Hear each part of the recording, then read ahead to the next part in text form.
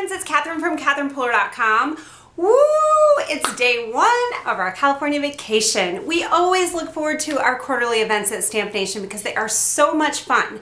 So this week-long event, we are going to be traveling, virtually of course, throughout the great state of California, getting inspiration for our card making projects. So every day you will find a new challenge on StampNation along with design team samples and video tutorials to inspire you and to teach you and to keep you having fun in your craft room. So we have been working hard behind the scenes for quite a while now, and we are so excited to share this with you finally.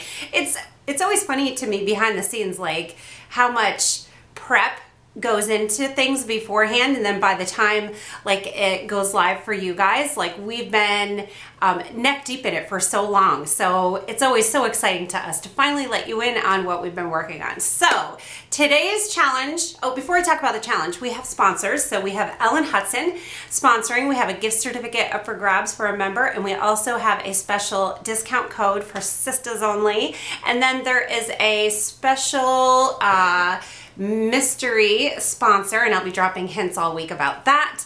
And okay, so today's challenge, California is the Golden State, right? So the Gold Rush, the Golden Gate Bridge. So we are inspiring you to make projects with gold on them. So your design team samples will all be using gold, as will this card today. And I'm also gonna do twisted inlaid die cutting. How about it? The first thing I'm going to do is use my deactivator tool to wipe down this piece of cardstock. This will remove any static that is on the cardstock because the embossing powder will stick to it. So we only want it to stick to the Versamarked image. I want this entire piece of cardstock to be covered, so I'm just adding a little bit of adhesive on there so that when I pick it up, it won't move. I want it to stick right down there. And I can't add my magnets because I need this entire area to be stamped. So I have removed the little foam insert because I don't need it. I'm using a rubber stamp. This is a My Favorite Things background stamp. So I'll just pick it up, cover this with Versamark ink. I don't really need to use my Misty with this, but I wanted to because I want to make sure I get full coverage. I don't want any spotty stamping on this. I want it to be pure gold, pure gold. And I am seeing I got a little bit of spottiness right over there, so I'll be sure to push down really hard on that side. And yep, that does it. So now I'll cover this stamp with gold embossing powder. The tricky part is not having anywhere to really hold on to. We'll give it a couple taps. I am seeing some stray embossing powder in there, so hopefully I'll be able to tap it all off. If not, you can just take a small paintbrush, or I have my little quick stick tool, and I'm going to use the end to kind of try to brush away that extra embossing powder, all those stray flecks.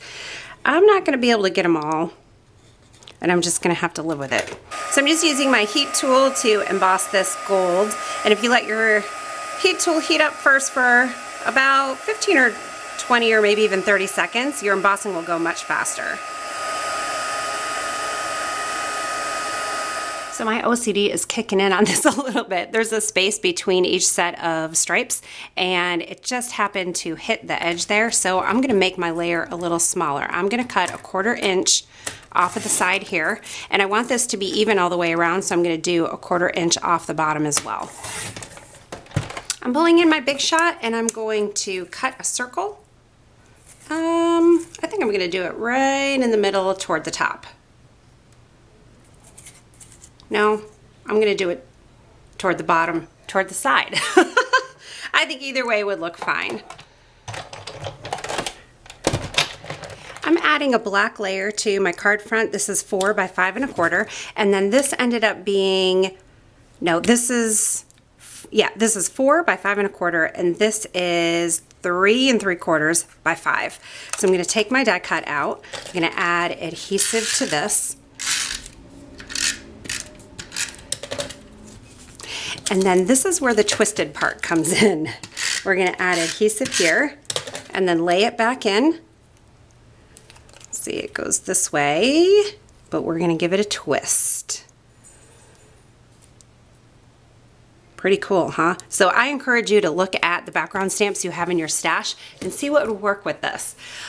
It's kind of making me feel a little seasick, I think, but it looks really, really cool in real life. Now to finish this card off, I'm using this U Rock, which I think is a hilarious little die set.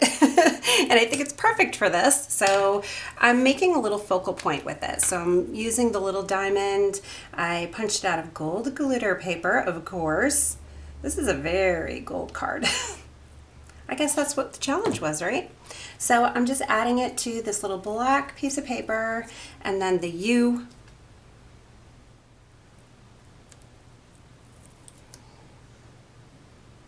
I needed a little piece of something to kind of ground this, so I grabbed some vellum. I'm just gonna put this down right straight across the card.